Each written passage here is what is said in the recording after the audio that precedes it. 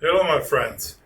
I've lost myself in the last few days and I've almost been in despair. But it's not as bad as it sounds. Each of you will have experienced something similar. But before I go on, I want to give vent to my anger that most manufacturers only issue version updates and security updates for cell phones for 2 years. Only the Mercedes among smartphones, the iPhone offers a 6 to 7 year update for its cell phones.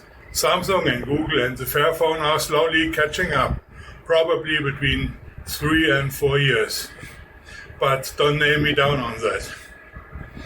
I think it's an impertinence towards consumers and nature to make devices that are still perfectly fine unusable by no longer offering users protection against hackers after 2 years. That's what happened to me with my Honor 7A, with which I recorded my last video, Brave New World. A perfectly flawless smartphone, but a real security risk. But until a few weeks ago, I was still wondering why it can't find any updates. Therefore, not because there aren't any, and it's still hanging around at the Android 8 level, while Android 13 is already out there.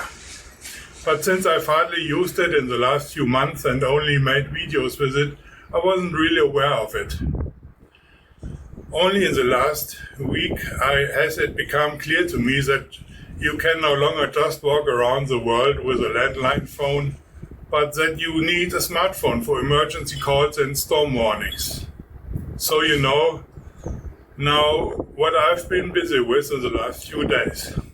Finding out what is the best cell phone for me.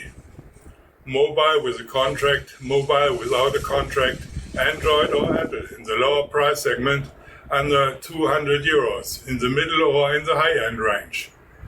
Anyone like me who hasn't actually used a smartphone for years understands that my money is too good to buy something that is only used as an emergency phone and for video shootings. On Monday I was excited for a Pixel 6a, on Tuesday for an Honor, then for a Samsung, depending on the great rating I heard on YouTube. In the evening, after hours of looking at test reports, my head was pounding. I was so overwhelmed by all these test reports that ultimately I didn't care. In the end, the only question I had was, do you really want to spend 200 or 300 euros on something that you hardly ever use?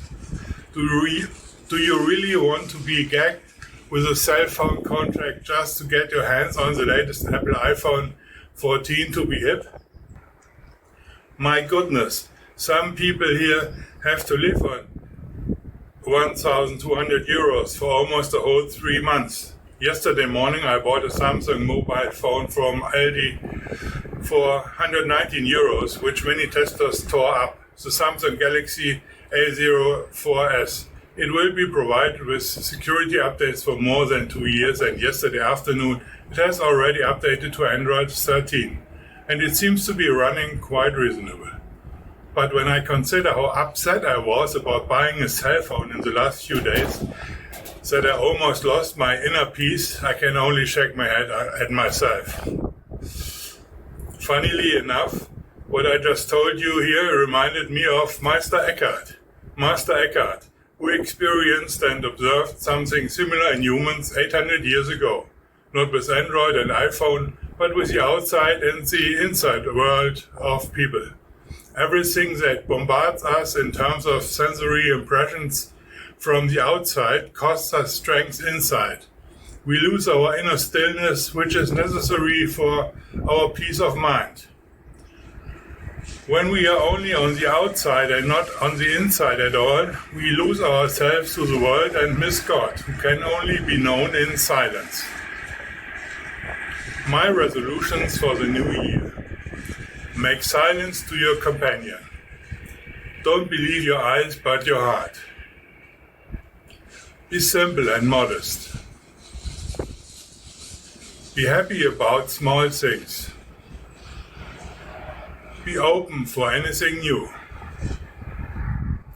Don't let yourself be overtaken by everyday life.